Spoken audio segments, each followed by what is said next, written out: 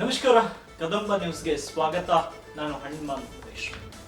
ಲೋಕ ಸಮರ ಗೆಲ್ಲಲು ರಾಜಕೀಯ ಪಕ್ಷಗಳು ಈಗಾಗಲೇ ಸಿದ್ಧತೆಗಳನ್ನ ನಡೆಸ್ತಾ ಇವೆ.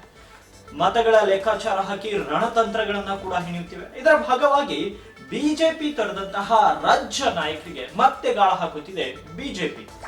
ಕಮಲ ತೊರೆದು ಕೈ ಹಿಡಿದಿರುವಂತಹ ಲಿಂಗಾಯತ ನಾಯಕರನ್ನ ವಾಪಸ್ ಕರೆತರಲು ದಳಪತಿಗಳ ಮುಖಾಂತರ ಪ್ಲಾನ್ ಮಾಡಿಕೊಂಡಿದೆ ಬಿಜೆಪಿ.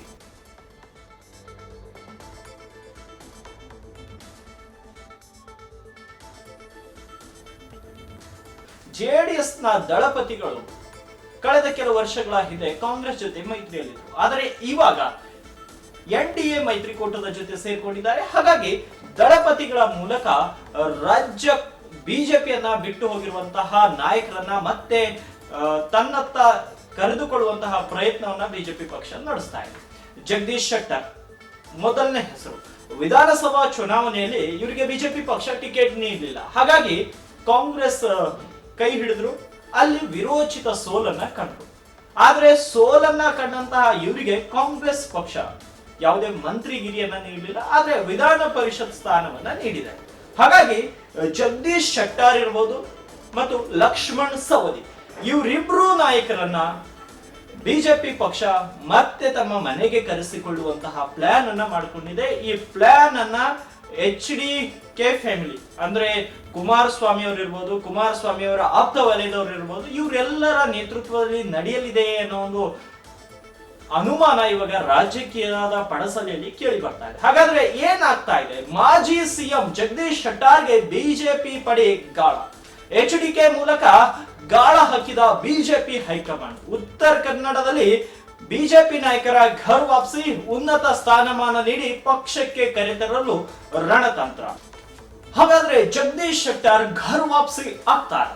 ಲೋಕ ಸಮರಕ್ಕೆ ಲಿಂಗಾಯತ ಮತಗಳನ್ನ ಕ್ರೋಢೀಕರಿಸಬೇಕು. ಇಲ್ಲದಿದ್ರೆ ಕಳೆದ ವಿಧಾನಸಭಾ ಚುನಾವಣೆಯಲ್ಲಿ ಯಾವ ಗತಿ ಆಯ್ತು ಅದೇ ಗತಿ ಆಗುತ್ತೆ ಅಂತ ಬಿಜೆಪಿ ಕೂಡ ಅರ್ಥ ಮಾಡ್ಕೊಂಡಿದೆ. ಹಾಗಾಗಿ ಉತ್ತರ ಕರ್ನಾಟಕ ಭಾಗದಲ್ಲಿರುವಂತಹ ಲಿಂಗಾಯತ ಮತಗಳ ಮೇಲೆ ಕಣ್ಣಿಟ್ಟಂತಹ ಬಿಜೆಪಿ ಪಕ್ಷ ಉತ್ತರ ಕರ್ನಾಟಕ ಭಾಗದ ಇಬ್ಬರು ಟಾಪ್ ಮೋಸ್ಟ್ ಬಿಜೆಪಿ ಲೀಡರ್ಗಳು ಅಂದ್ರೆ ಜಗದೀಶ್ ಶೆಟ್ಟರ್ ಮತ್ತು ಲಕ್ಷ್ಮಣ್ ಸವದಿ, ಆದ್ರೆ ಅವರು ಕಾಂಗ್ರೆಸ್ ಸೇರ್ಕೊಂಡಿದ್ದಾರೆ. ಆ ಇಬ್ಬರನ್ನ ಮತ್ತೆ ತಮ್ಮ ಪಕ್ಷಕ್ಕೆ ಸೇರಿಸಿಕೊಳ್ಳಲು ಮಾಸ್ಟರ್ ಪ್ಲಾನ್ ಗಳನ್ನ ಮಾಡ್ಕೊಂಡಿದೆ ಬಿಜೆಪಿ.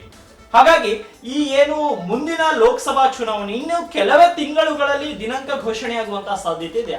ಅದರ ನಿಟ್ಟಿನಲ್ಲಿ ಈ ಇಬ್ಬರು ನಾಯಕರನ್ನ ತಮ್ಮ ಪಕ್ಷಕ್ಕೆ ಸೇರಿಸಿಕೊಂಡ್ರೆ ಮತ್ತು ಇನ್ನಿತರ ಲಿಂಗಾಯತ್ ನಾಯಕರನ್ನ ಪಕ್ಷಕ್ಕೆ ಸೇರಿಸಿಕೊಂಡಿದ್ರೆ ಮತ್ತೆ ಬಿಜೆಪಿಗೆ ಪ್ಲಸ್ ಆಗುವಂತಹ ಸಾಧ್ಯತೆಗಳು ಇದಾವೆ. ಇಲ್ಲಾಂದ್ರೆ ಕಳೆದ ವಿಧಾನಸಭಾ ಚುನಾವಣೆಯಲ್ಲಿ ಯಾವ ರೀತಿಯ ಫಲಿತಾಂಶ ಬಿಜೆಪಿ ಪಕ್ಷ ನೋಡಿತೋ ಅದೇ ರೀತಿಯ ಫಲಿತಾಂಶ ಮತ್ತೆ ಮುಂದೆ ಕೂಡ ನೋಡಲಾಗುತ್ತೆ. ಹಾಗಾಗಿ ಈ ಇಬ್ರು ನಾಯಕರ ಮೇಲೆ ಇದು ಕಣ್ಣಿಟ್ಟಿದೆ. ಹಾಗಾದ್ರೆ ಘರ್ ವಾಪಸಿ ಪ್ಲಾನ್ ಯಾಕೆ ಮಾಡ್ತಾ ಇದ್ದಾರೆ? ಘರ್ ವಾಪಸಿ ಸಕ್ಸಸ್ ಆಗುತ್ತೆ ಅಂದ್ರೆ ಲಕ್ಷ್ಮಣ್ ಸವದಿ ಇರಬಹುದು ಮತ್ತು ಜಗದೀಶ್ ಶೆಟ್ಟರ್ ಇರಬಹುದು, ಇವರಿಬ್ರು ಕಾಂಗ್ರೆಸ್ ಸೇರಿದರು.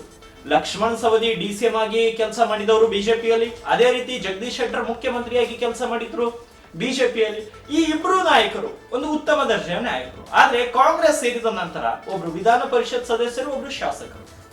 DCM ಆಗಿದ್ದಂತಹ ಲಕ್ಷ್ಮಣ್ ಸವದಿ ಮತ್ತೆ ಶಾಸಕರಾಗಿದ್ದಾರೆ, ಆದ್ರೆ ಯಾವುದೇ ಮಂತ್ರಿಗಿರಿ ಸ್ಥಾನ ತನ್ನದಾಗಿಸಿಕೊಂಡಿಲ್ಲ. ಜಗದೀಶ್ ಶೆಟ್ಟರ್ ಕೂಡ ಯಾವುದೇ ಸ್ಥಾನಮಾನ ನೀಡಿಲ್ಲ, ವಿಧಾನ ಪರಿಷತ್ ಸದಸ್ಯನನ್ನ ಹೊರತುಪಡಿಸಿದ್ರೆ. ಹಾಗಾಗಿ ಇವರಿಬ್ಬರಿಗೆ ಒಳ್ಳೆ ಆಫರ್ ಗಳನ್ನ ನೀಡಿ ಜಗದೀಶ್ ಶೆಟ್ಟರ್ ಒಂದ್ ವೇಳೆ ಗೆದ್ರೆ ಕೇಂದ್ರದಲ್ಲಿ ಮಂತ್ರಿ ಮಾಡ್ತೀವಿ ಅಂತ ಹೇಳ್ತಾರೆ. ಅದೇ ಲಕ್ಷ್ಮಣ್ ಸವದಿಗೆ ಇನ್ನೊಂದು ಬೇರೆ ಆಸೆನ ನೀಡುತ್ತಾರೆ.